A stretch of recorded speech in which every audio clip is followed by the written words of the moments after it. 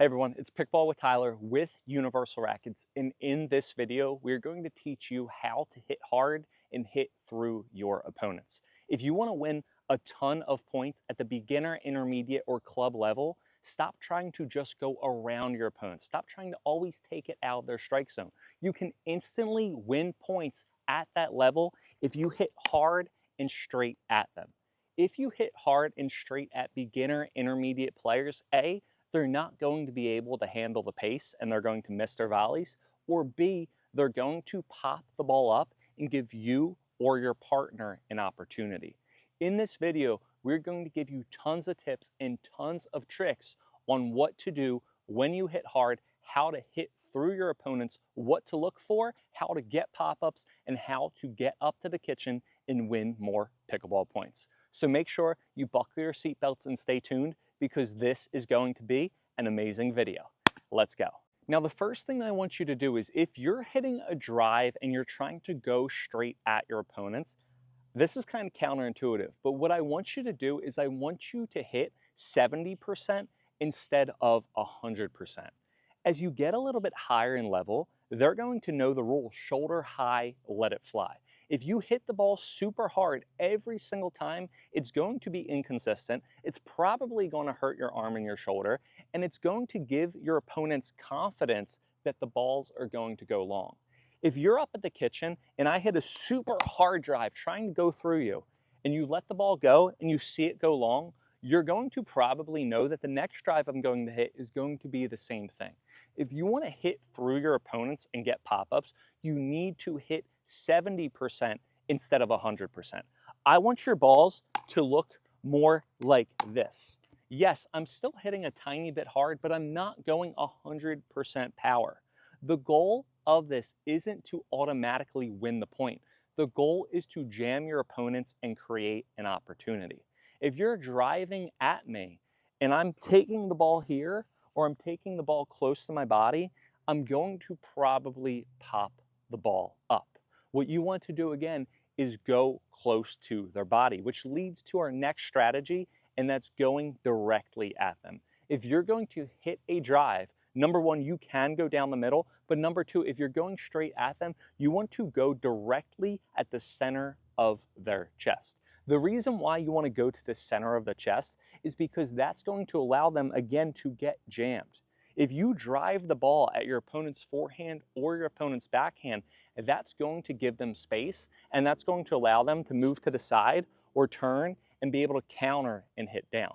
Where you want to go to create these pop-ups, where you want to go to overpower people, is directly at the center of their body. If I ever get a ball here, the only thing I can do is block the ball back or pop the ball up. If I go over here or here, though, now I'm able to have leverage, have space, and I'm able to swing down and hit a more offensive shot.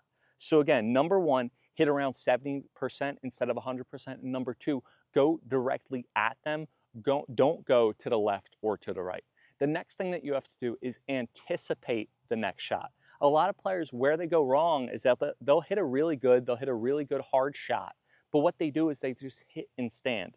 You have to understand, again, the goal is to create an opportunity. If you're going to hit a hard drive at them, you have to do this. You need to hit your drive and then move upward and be ready for the next shot. Or if your partner is hitting a hard drive, I need to be, if my partner's hitting a hard drive, I'm running upward and I am up here ready for the next ball. If you ever hit a hard drive, your partner should be covering the middle of the court. If your partner ever hits a hard drive, you should be covering the middle of the court. This is also what we call a shake and bake. Where a lot of players go wrong is that they hit and they just stay here. So my next tip for you is, if you're driving directly at your opponents, it's to follow your shots. Notice when I hit, I don't hit, wait to see where the ball goes, wait to see the result, and then move forward. I don't hit and I just stay. I hit and get my body into the court, and I'm moving up through my shot, and I'm ready to get the next ball. The next thing that you need to do is you need to make sure you keep your body down and forward. I want you to think that your opponent is a magnet, and if you're going directly at them, you want all of your momentum to follow. You want to hit And when I hit, I want all my momentum to follow, but look how my chest is down and my head's down. Where I don't want to go wrong is I don't want to have a lot of excess movement. I don't want to be falling out of my shot. I want to make sure that I'm balanced. Now, how do we do this? Number one, we keep our head down. Number two, we keep our chest forward. And number three, we drop our center of gravity. If you can drop your center of gravity, keep your head down, and just make sure you're going forward directly towards your opponent, that's going to keep the ball low. Again, it should look like this when I hit. What it shouldn't look like, and this is where players go wrong, is that they pop their body up. If you ever pop the body up, the ball is going to go up. So you want to stay down and forward. Another way that you can think of it is if you're a visual learner, you have a ceiling above your head or around your ears. You want to stay under that ceiling at all times. So the ceiling is here at my ears. I need to keep my head down below the ceiling at all times. Now, when I'm swinging, I need to make sure that I'm swinging out and then up. A lot of players, they can't hit through their opponents. They can't hit a hard drive because where they're going wrong is that they're just making contact and they're swinging up. A lot of players, a lot of coaches at a beginner, intermediate level, they say contact with the ball, contact with the ball. Now, once we get contact with the ball, then we go contact with the ball, then we follow through. But after we do contact with the ball and follow through, we stick with that. And we just wonder and we wish if we had years and years of racket sports. The difference is it's not the years of racket sports, it's the fact that after you make contact, if you're hitting a high level, powerful drive that's going through your opponents, what you're doing is you are extending. Notice I'm not just making contact and following through. I'm making contact, then I keep on swinging forward, extending, and then I'm following through over my shoulder. It's not here, it's here, then I go more forward, and then I go up. Another way that you can think of it is I want you to think the tip of your paddle is a laser. You're going to swing, you're going to make contact, then you're going to keep on going forward to the point that you're going to point the tip of the laser towards your opponent, and then you're going to follow through. That's going to ensure that you extend. Another way that you can think of it is your fingertips. You're going to take the paddle back, you're going to drop, you're going to make contact, and then look, my fingertips are going to go forward. By having my fingertips forward, again, it's going to allow me to hit through my shot. Notice how low the ball is, and that's the next thing. Number one, low keeps the ball in, but number two, if I am up at the kitchen up here, if I'm making contact here and I'm the opponent, I'm able to hit down into the court or block the ball back. What you want to do is you want to extend so much that you get the ball a little bit lower than the net height. So now it's going to force your opponents to have to hit up rather than hitting down into the court. So extending not only helps you hit through the ball, but also it helps you keep your shots low. And by keeping your shots low, that's going to force more pop-ups, and it's going to give you and your partner more opportunities. The next thing that I want to always make sure that you do is you're keeping your body turned. Not only we're keeping our body down, but notice anytime I'm going big, anytime I'm hitting through, anytime I'm being aggressive, I'm always sideways and I'm hitting, hopefully it goes over net, I'm always sideways and I'm hitting a closed stance. If you ever want to go big and through your opponent, you have to hit closed stance. You have to step in the ball. You're not going to hit an open stance shot. Where too many players go wrong is that they have a ball inside the court. And when you have a ball inside the court, that's when you should be aggressive. And what happens is players will move up like this. Guys, it's pickleball. It's not tennis. There's not enough court to work with. So what I want you to do is instead of moving up like this, you need to be sideways, stay turned, and move up like this. I want you to notice whenever I have a ball inside, close to the transition zone, I'm staying turned, I'm hitting, and then I'm moving forward. I'm not opening my body. I don't have enough space. I can't just go like this and hit open. I need to move up, stay turned, and then go through my shot and go through my opponent and hope to get a pop-up. The next thing is, again, you want to use this shot when you have an opportunity when you're moving forward in the court. It's very difficult to hit through. It's very difficult to hit hard on your opponents when you're moving back and falling off your back foot. If I'm moving back, this isn't the time to do it. The time isn't back here to just try to hit through. Why? Even if I make it, look how far back. Now next ball is going to be short and I have so much distance to cover. I'm always looking for a ball that's in the transition zone that I can come up. Now next thing is look at my paddle. Wherever the ball is, say if the ball's up here by the baseline, I'm not moving like this and then taking my paddle back. I'm moving up to the ball, taking my paddle back and swinging. My paddle is already back before I move up to the ball. You're moving up to the ball like this. You're not moving up to the ball like this, or you're not moving up to the ball like this and then taking your paddle back. You turn your body sideways, take your paddle back at the same time, and then move up through the ball. So a great drill to do and an exercise to do is throw the ball up in the air to give yourself a little bit more time.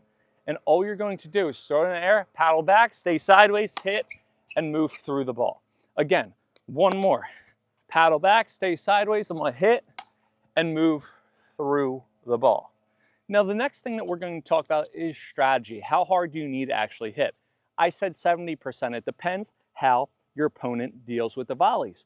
What I mean by that is only increase the power if your opponent shows that they can handle it. So if you're playing someone and you're hitting at 20% power, if you're hitting your drives like this and you drive the ball at them and you're hitting it this slow and they can't do anything with the volley, why am I going to increase my power? The more power I have, the more consistency that I'm going to lack. So if they can get the ball back at that speed, then increase it a little bit.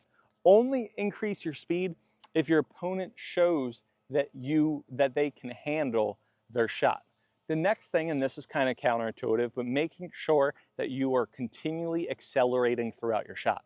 A lot of players go wrong because they try to go big, they try to hit hard, they try to hit through their opponents, and they're moving up and they're decelerating their racket just to get the ball in and because they don't want to miss. Notice, when I hit the ball and the ball's inside the court and I want to go big, I want to go directly at my opponent, I want to make a statement, I want to have them pop the ball up, the number one key is making sure that you're continually accelerating. You need to increase your swing speed rather than decreasing. So instead of just moving up and slowing it down, watch, I'm going to move up and look how fast I'm going to swing. Look how fast I'm going to swing. Now, notice I said before, Tyler, well, you got to hit 70% power. You're telling me increase my swing speed. Now I'm going to get 100% power.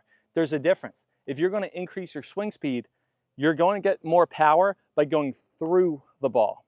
If you're going to increase your swing speed and still get 70% power, instead of going through the ball, you're going to get less of the ball and you're going to get back of the ball. So notice, I'm going to have the same swing speed, but the first one I'm going to swing directly through the ball. That's going to be like 100% power. Then the next ball that we're going to do, I'm going to exaggerate and get really less of the ball.